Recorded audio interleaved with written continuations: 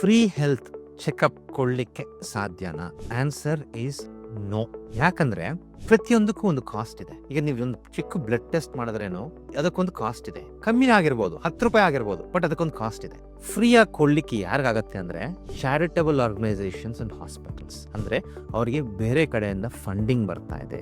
Large industrialist ಇಲ್ಲ trust ಗಳಿಗೆ funds ಬರುತ್ತೆ, ಗವರ್ಮೆಂಟ್ ಕಡೆಯಿಂದ ಎಕ್ಸಂಪ್ಷನ್ಸ್ ಇರುತ್ತೆ. ಅವರಿಗೆ ಫ್ರೀ ಹೆಲ್ತ್ ಕೇಳಲಿಕ್ಕೆ ಕಮ್ಮಿ ಕಾಸ್ಟ್ ಅಲ್ಲಿ ಮಾಡ್ಲಿಕ್ಕೆ ಆಗತ್ತೆ. ಬೇರೆ ಆರ್ಗನೈಸೇಷನ್ಸ್ ಈ ಪಬ್ಲಿಸಿಟಿ ಸ್ಟಂಟ್ ಅನ್ನ ಮಾಡ್ತಾರೆ.